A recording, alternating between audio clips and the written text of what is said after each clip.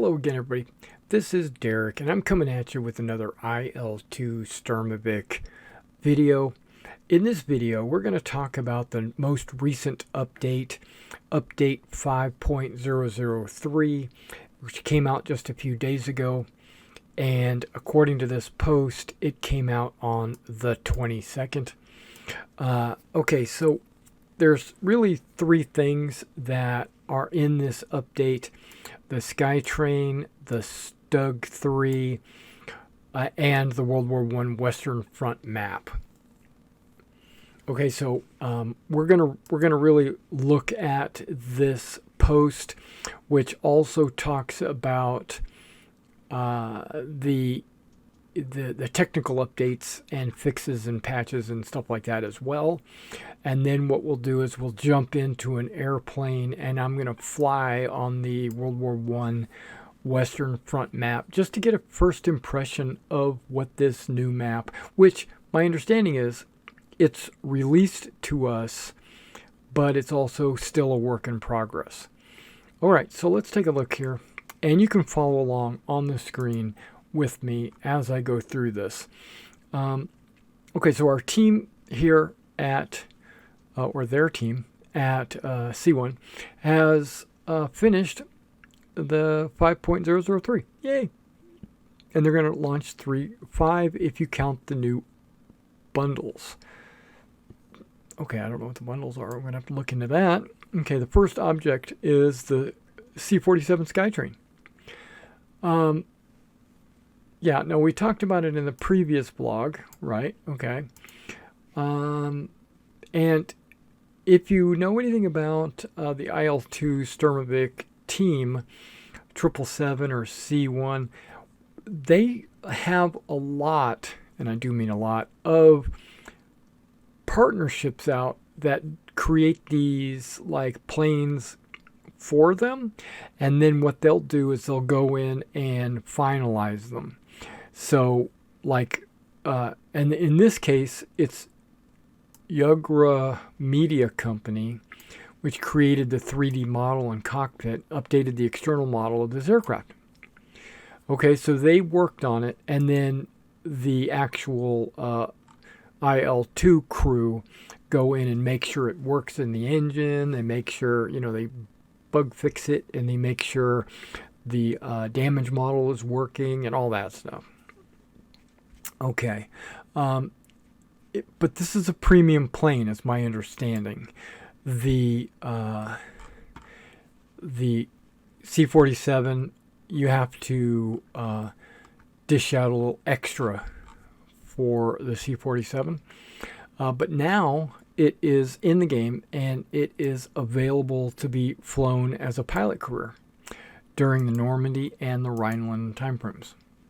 You'll be assigned missions like cargo delivery, special forces paradrop, cargo paradrop. Yeah, so you'll be, it's kind of like dropping bombs, but dropping supplies or dropping paratroopers or whatever. So you're going to basically be a fly in, drop them, get the hell out kind of deal. Okay, look at the cockpit right there. That cockpit looks pretty sweet. And then they also did the models of the paratroopers, and that looks really good. The colors look right. I love the boots. I'm excited for the Skytrain, but I'm also not a big fan of bombers or non-fighter type aircraft. Or fighter bombers I'm okay with, but two-seaters not so much. Okay, the second one is the 1918 map created for Flying Circus 2. Okay, so it corresponds to the Rise of Flight map. The buildings and objects are placed in the two most important zones. So when you get a chance to look at the map, and I'll show it to you later, the one map is divided into 2 blocks. And each block has their own, it's like 2 mini maps.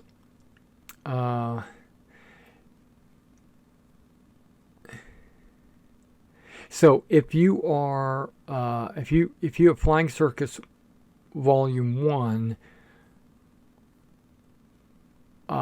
you'll get the north part of it, and if you have Flying Circus Volume 2, you should get the bottom part of it. I don't think you get both maps. Well, it says right here, both maps, Arras and the New Western Front, are available to owners of either Flying Circus 1 and 2. So whether you have Flying Circus 1 or 2, you're going to get both maps. Okay. And right here it says it is a work in progress, and they're still working on the career and advanced quick mission modes. I'm looking forward to that. And these are some screenshots of the map. It's hard to really tell at that altitude and with that sunlight. But I plan to fly low to the ground and check these maps out. Okay, and then the last thing is the Stug III G. That's the best Stug 3 in my opinion. It was talked about in the Steel German Beast in a different dev blog. Model assault gun. They're just talking about the Stug itself, but look at the pictures of the Stug here. I don't own Tank Crew. I've played it a little bit. I think it's a little clunky in my opinion, but then again, I played it when it was probably still in beta, so I could probably try it again later and see if it's improved. But it just felt like the controls weren't where I would like them to be. But maybe that's because I was used to War Thunder. I don't know.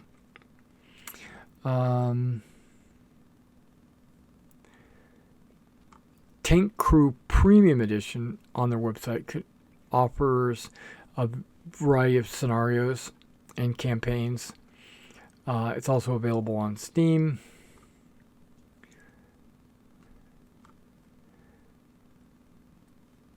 And the Steel Birds campaign has been updated to accommodate the new tactical numbers. Okay, that's good. All right, now here's the 503 main features. This is what everybody came to this video to see. The Western Front map is available for early access because it's a work in progress. The C-47 Skytrain is now available to all whoever pre-ordered it. In addition to quick mission builder and advanced quick mission builder modes, the aircraft can be selected in Normandy and Rhineland careers. The German Stug is now available for all who pre-ordered it. And then AI-controlled vehicles are added, like the Panther and the Morris C9B self-propelled anti-aircraft gun, and a Universal Carrier Mark II. And also a variety of historically consistency of aircraft and tank numerical numbers in quick mission, advanced quick mission, and career modes has been increased. So they're gradually adding historical lettering and numbers to the games. I noticed this in my last couple of careers, that depending on the squadron, this is in the Normandy campaign, depending on the squadron you chose, it automatically assigns the squadron call letters, which are historically accurate, which I think is pretty cool. Smoke grenades, added the ability to remove external tanks on the T-34 and the Su-122. Smoke grenade launchers added on player controllable Panzer IIIs, and 5s and 6s. Okay, so Panzer III, Panthers, and Tigers. And improved structure damage modeling of World War I airframe. Basically, they're saying that rifle caliber bullets don't do as much damage as they had in the past. They damage the structure to the point like your wings would rip off and stuff like that. Which they still could, but it's just not as drastic as before.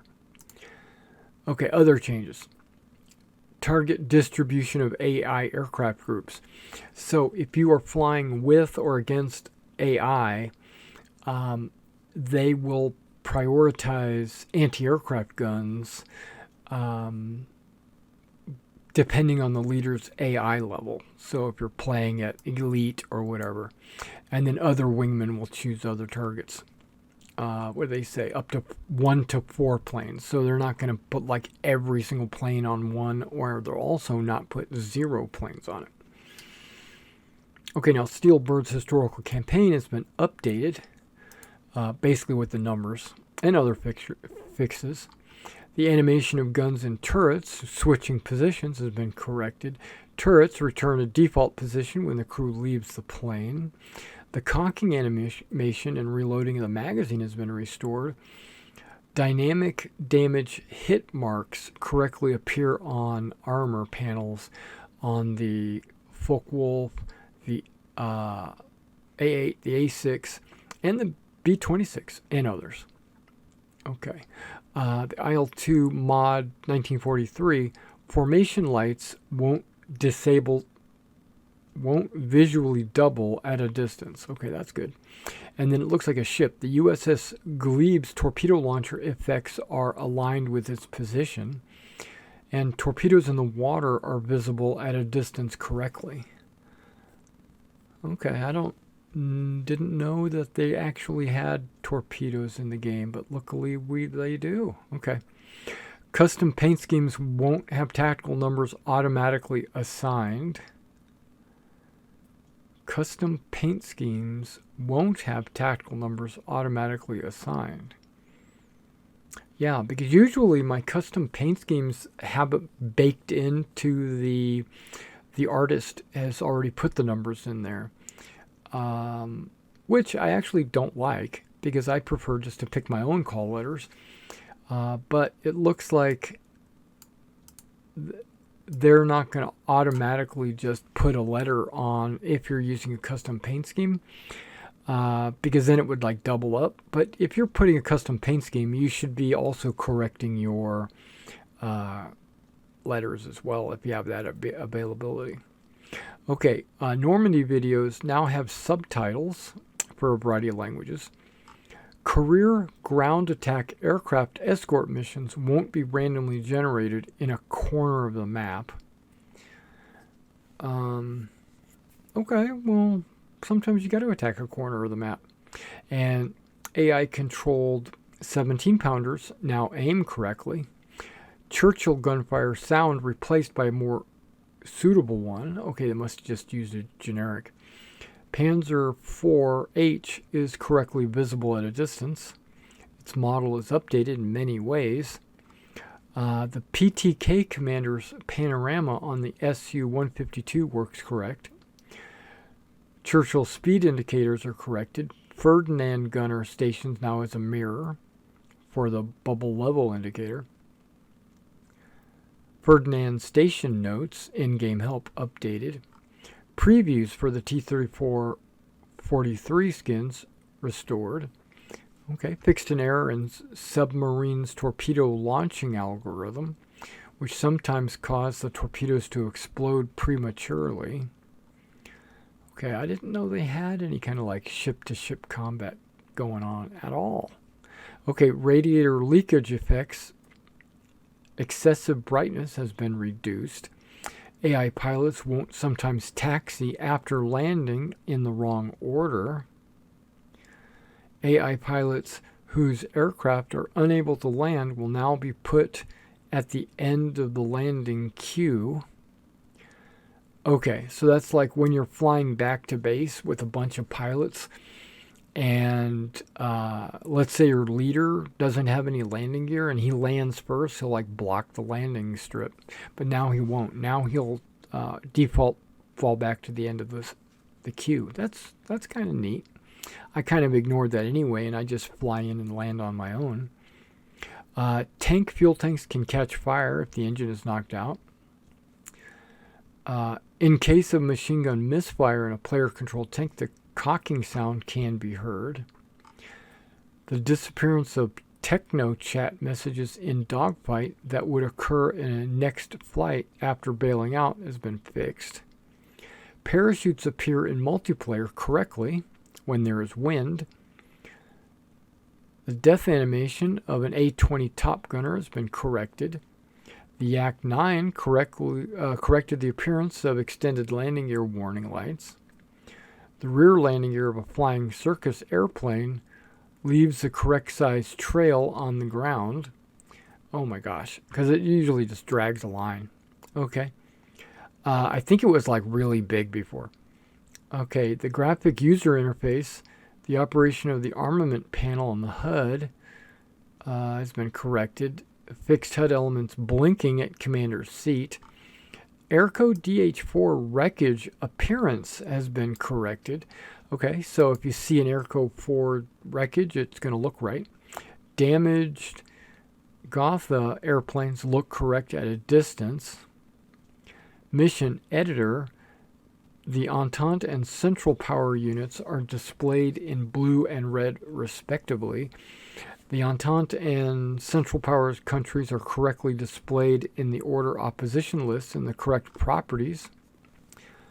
And the move camera to object command for objects in the mission now has a keyboard shortcut. Okay, mission editor, the set on ground command now works recursively. U2VS, a missing rocket on the left wing, was added to the ammo variants. Tactical number colors were corrected in scenario campaigns, and bomb and rocket aiming helpers won't jitter when enabled. I don't use helpers. Maybe I should use some helpers, because I can't aim my bombs and rockets very well. All right, let's go ahead and jump into the game and fly around this World War I Western Front map just to see what it looks like. All right, before I launch into the game, I just wanted to show you the two maps I was talking about. This is the Western Front Spring 1918. And there's the northern map, which you should be fairly familiar with from the Flying Circus 1. It's pretty much the same map with Albert, Bapaume, Cambrai, Arras. Yeah, that's the normal Flying Circus map. But they've added this section of the map here, which is a portion of the original Rise of Flight map. There's Nancy and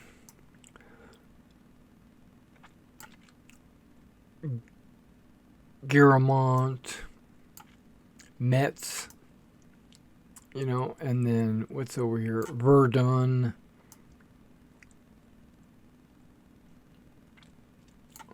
Now I'm curious if you can fly from here out to here, or are they going to open that up eventually, or just lock it down? All right, so I'm going to pick this right here, which is just a single. I'm not flying the Airco. I want to fly the triplane. All right, guys, we are here on the airfield. Let's go ahead and start our engine up. While that's doing, let's take a look at the map. We're starting here at Gengult. What I'm going to do is I'm going to fly up this road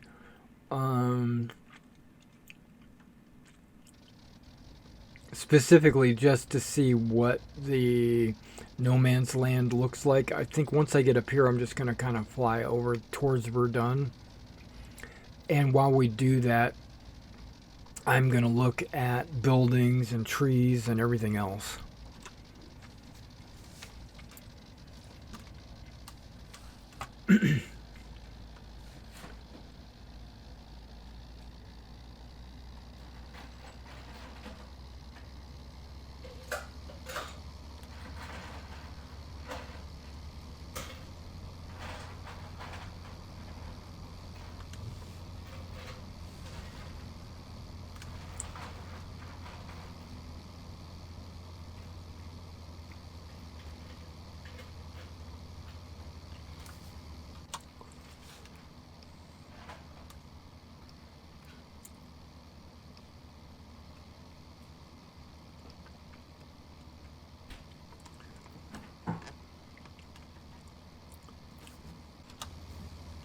Okay, now looking at my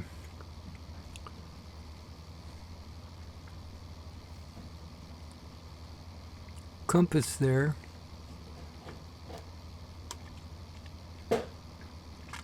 I guess I don't have to look at my compass there. I can look at my compass on the far left.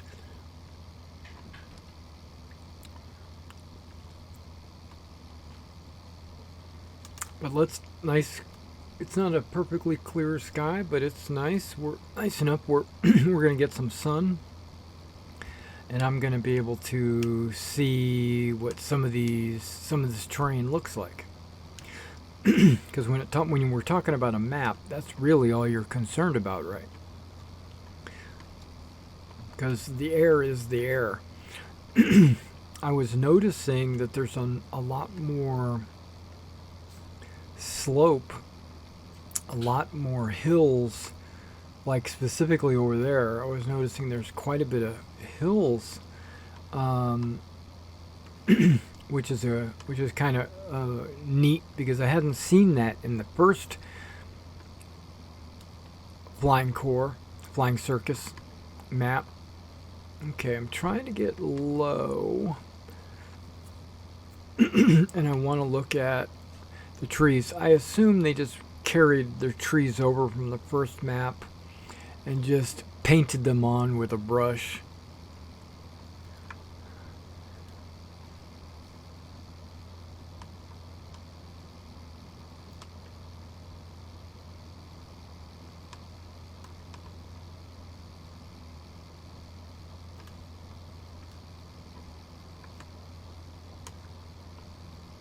Okay, what do we got? We got a little urban area over here. Let's go take a look.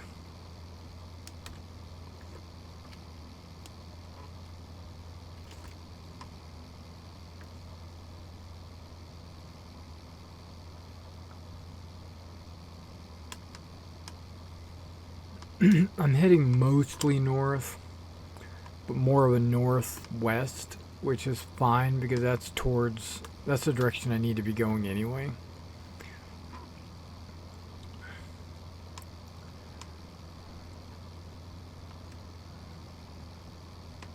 I don't want to get too crazy with, okay. Some of these buildings look pretty sweet. And let's follow this road like I promised.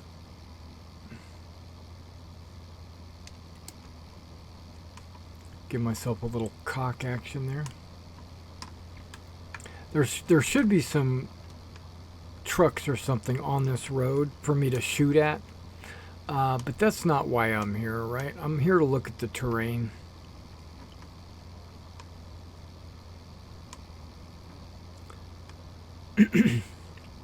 I hate these roads that are lined with trees like this, because it makes it really hard for me to shoot stuff. But maybe that's what they're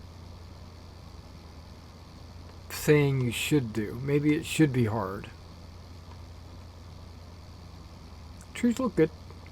I'm satisfied with the way the trees look. Are you guys? The shadows, you know, the road. I know I've got the icons on, so you're going to see the red dots out there at 3 miles. Yeah, now this is the kind of road that I would want. You know, a wide fire break kind of road.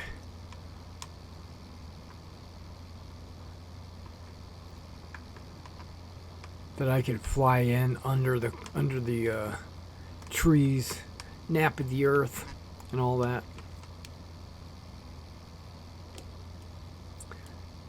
But no, it's got to be tree lined. I'm not shooting them anyway. I just want to do a flyby. What we're doing out here is actually looking at the terrain.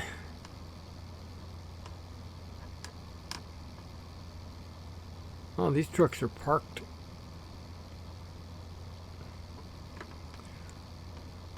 Yep, nice looking truck. Okay, that would be the next town up here close. This town should be pretty close to... Oh, what is all that over there? No man's land, maybe. Dead trees? I see an explosion over there. Okay, maybe they've got some, maybe they have some audio built into the map when the artillery fires and all that.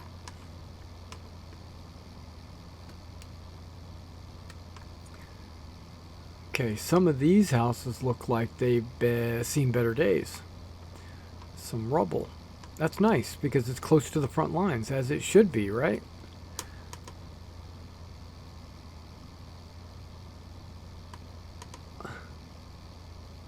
Looks like a bolt action battlefield. Alright, so let's get to no man's land.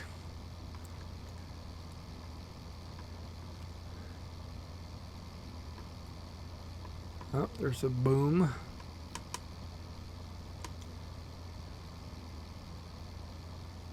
There's another, okay, there's some artillery coming down, nice.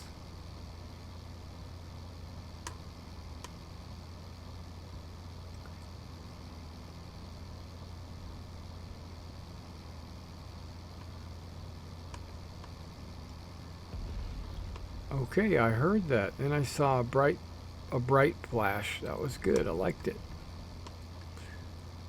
There's the trenches. The wire.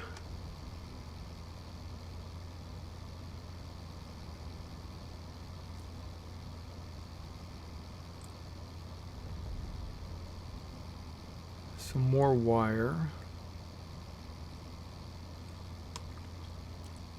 Dead trees. It's not perfectly flat. The terrain goes up and down.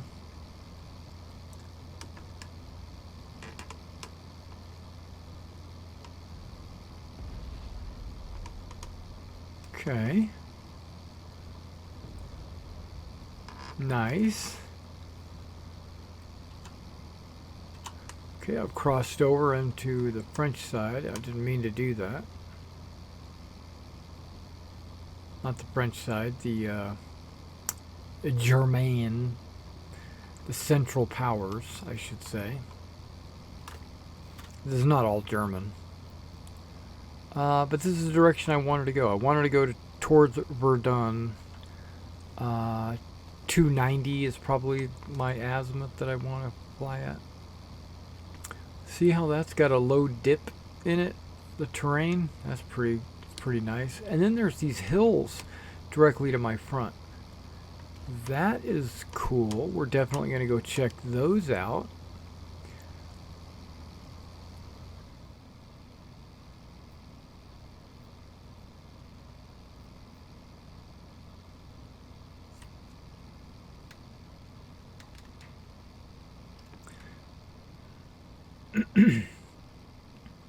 Okay, let's go check that out. There's a point of interest that I just wanted to see. Oh, wow, I could see like dirt patches and stuff like that between the trees. Different color, like that light brown or dark brown.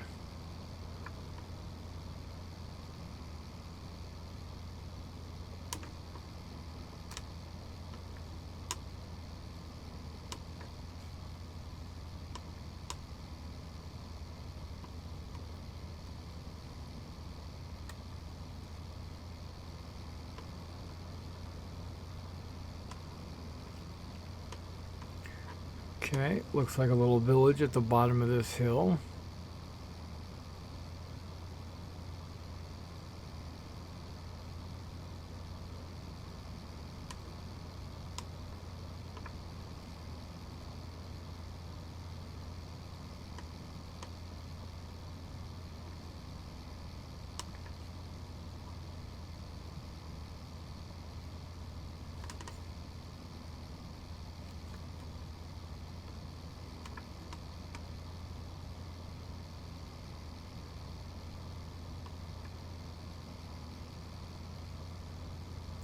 Went off course just because I wanted to see what these hills looked like.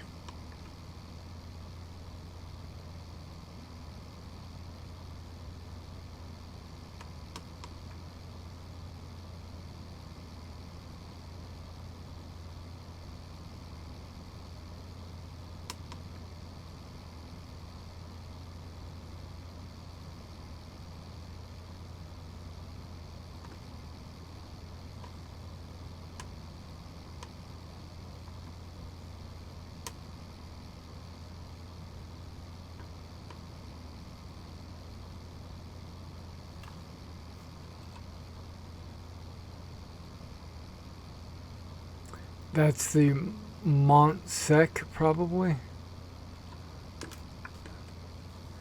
And I'm going to head over to this town right into my front. Bouxières, maybe?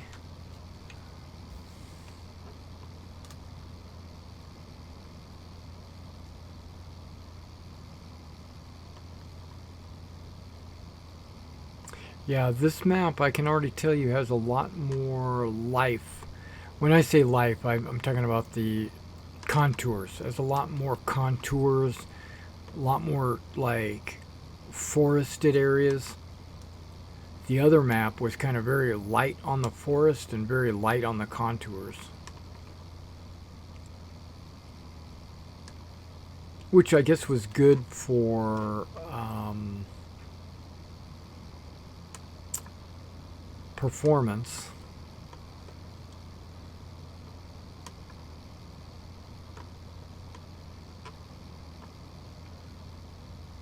Little fences, little cow pastures. Nice, with cows. I actually saw a couple of cows there.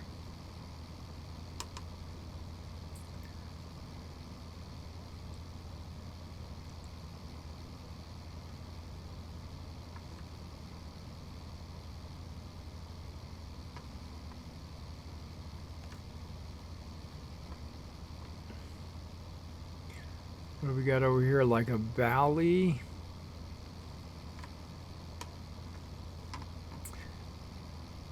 I know for some of you this is like super interesting to see the map like it is for me, and for others it's probably boring as hell because you don't care about this. All you care about is people shooting at each other.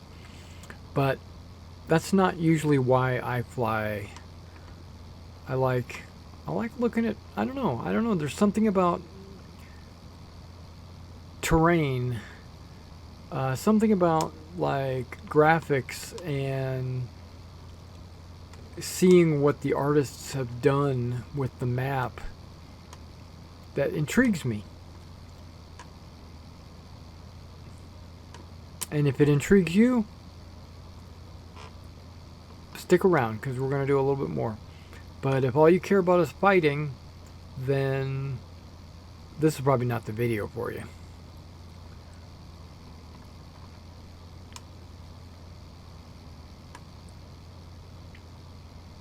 Alright, so we had a little trench action going on.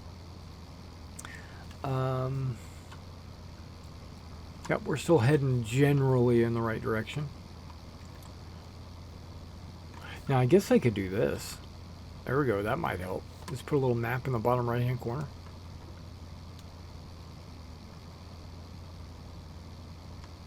I could probably turn that off. Yeah, don't need that. Ooh, what is all this? It's a hill with a little village on a road. Now I noticed these little red dots all over the map. I don't know what they are. I'm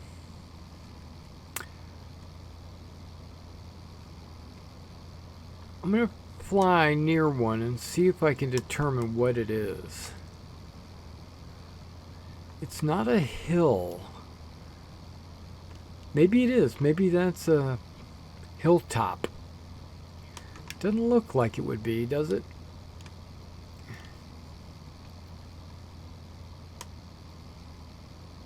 Ooh, what is this? Maybe this is a... Maybe that red... There's a medical station. Little army outpost. Maybe that's what those red dots are.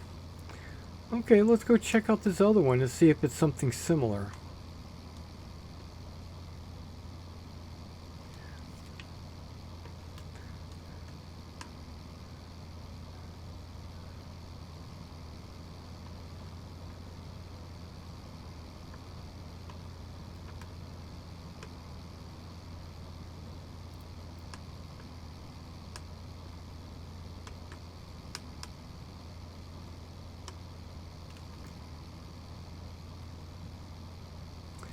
Wow, these tree-covered hills. I don't know what it is about it. It kind of excites me. But I want to get over to Verdun just to see what that town looks like.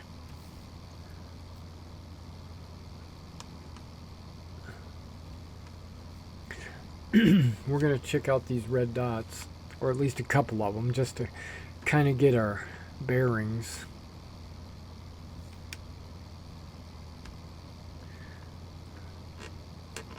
Be on the other side of this woods, or another camp. So maybe they are camps.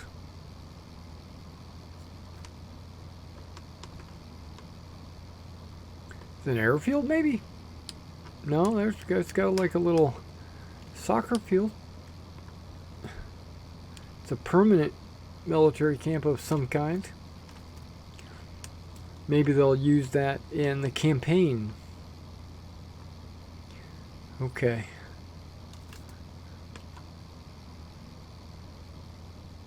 I'm going to go up here and I'm going to follow the river. Look at that. Shelling and the not the real trench, but like a natural draw.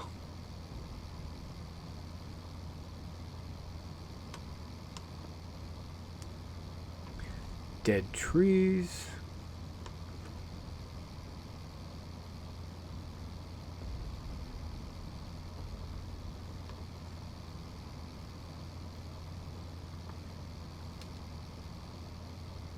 Got trenches.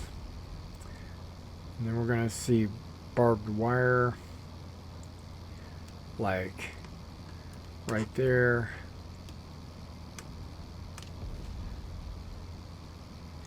Which would be important if we saw infantry like running across the battlefield. Okay, this is definitely an interesting no man's land. If you're flying or dogfighting in this area... Oh, bunkers.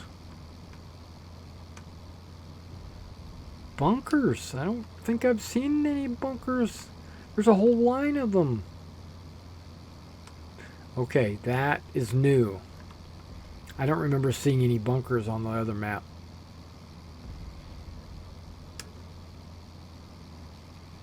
Yeah, but if you're dogfighting in this area, you got to concern yourself with how low to the ground you are. Because you might find yourself running into a cliff.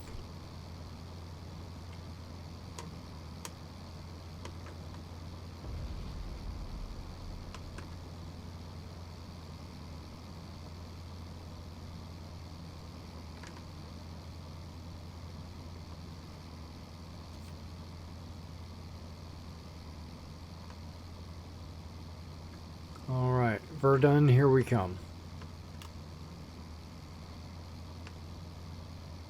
I really personally cannot wait till the career mode is released for Flying Circus.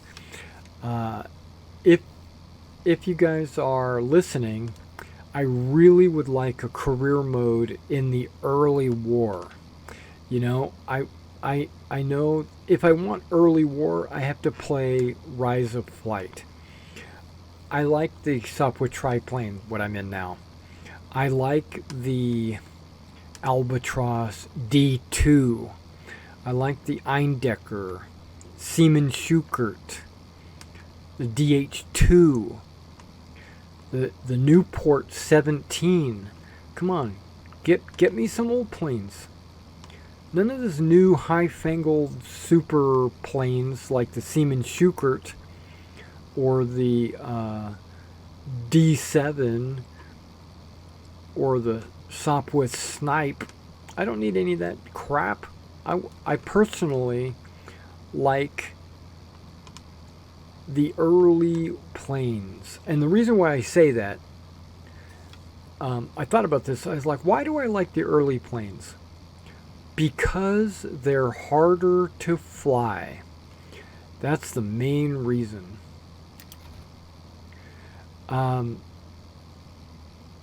There was a pilot once said that it's not the man, it's not the machine, it's the man, right? But then I had a knight tell me, from a medieval organization that I used to belong to, he said, it's mostly the man, but if you give two men with equal skill, one has a better plane or better weapon, because we were talking about swords and stuff like that. If you give him a better balanced sword, then he's going to win. Right? Because it winds up being the equipment. So yes, it does matter. If you have a great fighter, he can win with any weapon you give him. But if both fighters are pretty close to skill, and they're very similarly, ability-wise, then it is the plane, or it is the equipment. He would say equipment. Because, different types of armor that you might wear might slow you down, or the different length of the weapon might slow it down, or give you reach, or whatever. And so, okay, this is pretty cool. Here's the river I was looking for. And let's take a look at this village on the side of the river. I haven't seen a church per se on any of these towns.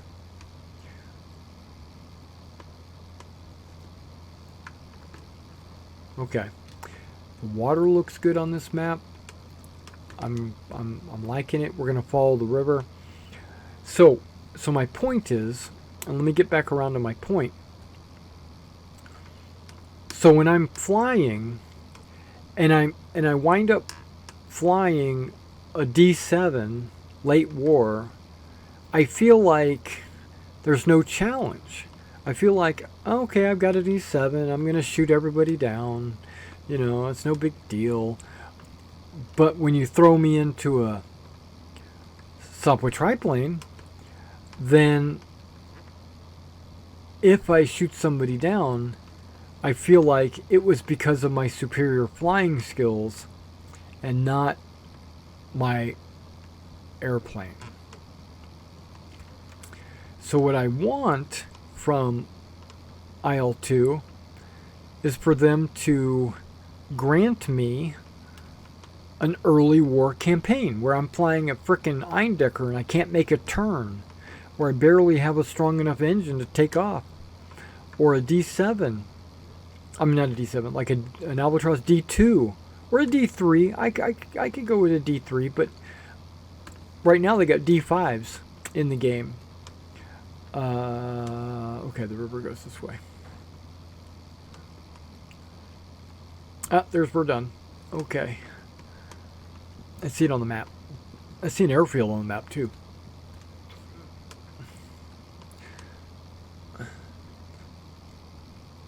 Yeah, I'd like to fly a early war plane like a Newport 17 and then progress campaign-wise, just like Flying Circus did. Not Flying Circus. What's that? Rise of Flight. I keep getting those two mixed up. Both World War One. Rise of Flight had an excellent career, and it still does. I still fly it every now and then. let's say you start off in a SOP with pup, and you fly around and you do a bunch of shooting, and then the time clicks on just like any other one of their campaigns. When it gets to a certain spot, the SOP with camel comes out, and you're like, oh, all right, we get to upgrade. So the vehicle upgrades, and I feel like my progression in the game has gone up. But in all these other campaigns, late war campaigns, I feel like there's nothing really changing. It's all exactly the same. Okay, what do we got over here? Is this the airfield? Looks like an airfield. That's a close airfield to the front lines. Okay, this town should be a big city, actually, right? Verdun.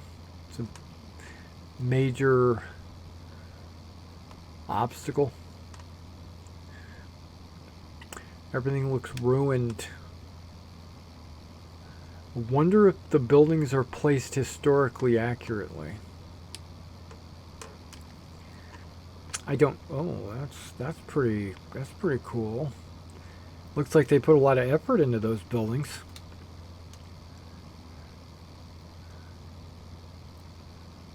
Oh, I bet you they did. I bet you they put a lot of research into where the roads are supposed to be, where the buildings are supposed to be. Oh, wait, what do we got over here?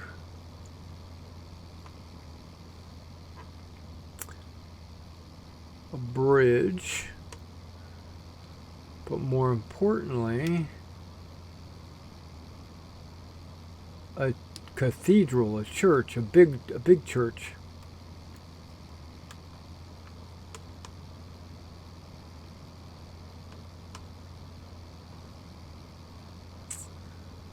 Yeah, I could actually see the individual bricks.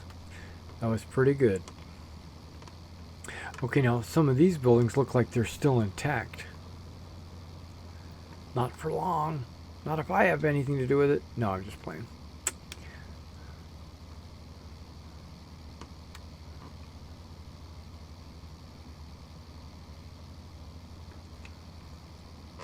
Is that a road or a railway?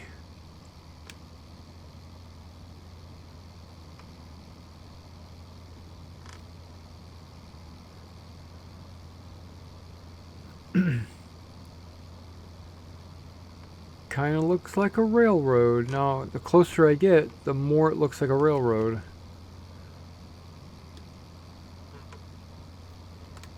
Very nice.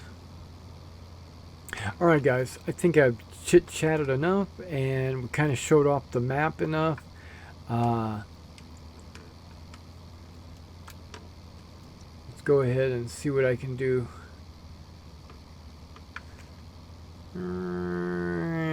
Boink. Alright, and that's where we're going to call it, guys. Thanks for coming out and checking out this video, and I will see you in the next one.